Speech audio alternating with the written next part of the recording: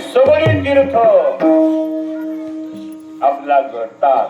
कधी महाराज म्हणताय चंद्रभागा डोळा देखलिया. चंद्रभागा फक्त डोळ्याने जरी पाहिली तर जगामधले अवघी जी काही तीर्थ स्थिती सर्व तीर्थ त्या सर्व तीर्थामध्ये स्नान केल्याचं पुण्य आपल्याला फक्त चंद्रभागा डोळा देखलिया. चंद्रभागा डोळ्याने जरी पाहिली तर सगळं घडतं. याचा अर्थ आंघोळ करायची नाही का?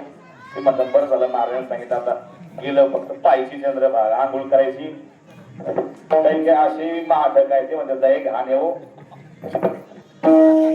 आंघोळच करायचे म्हणतात लय घाण आहे. आपण जर घाण पाहायला गेलो का उलट आपली ही जी घाण नजर आहे इकडेच त्या ठिकाणी या भजनामध्ये या भक्तीमध्ये जी वासना आहे जो मल आहे जो विक्षेप आहे तो संपूर्ण तिथं स्वच्छ होऊन आपल्याला सर्वत्र भगवान परमात्मा दिसला पाहिजे. आणि भगवान परमात्म्याचं जे स्वरूप आहे ना त्याला जल स्वरूप म्हणतात ते ही चंद्रभागा आहे. म्हणून देवाचं दर्शन जरी घेता नाही आलं गर्दी खूप आहे पण चंद्रभागेचं स्नान जरी घडलं तरी आपल्याला देवाचं दर्शन घडल्यासारखंच आहे. म्हणून महाराज म्हणताय सगळी तीर्थ आपल्याला चंद्रभागा डोळ्याने पाहिल्यानंतर त्या ठिकाणी घडताय. स्नान करायचं नाही असं नाही स्नानही करायचं.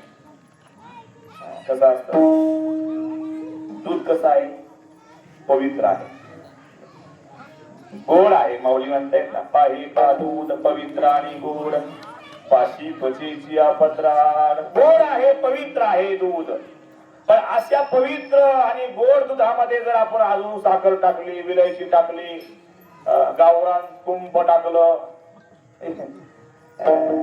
बदाम काजू पिस्ता हे जर टाकलं ते दूध जर आटवलं आळवलं आणि मग म्हणले महाराज घ्या दूध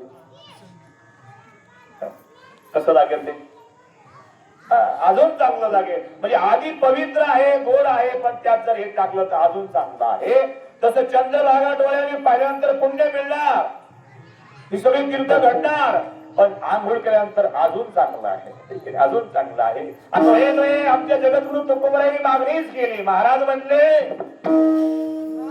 चंद्रभागे स्नान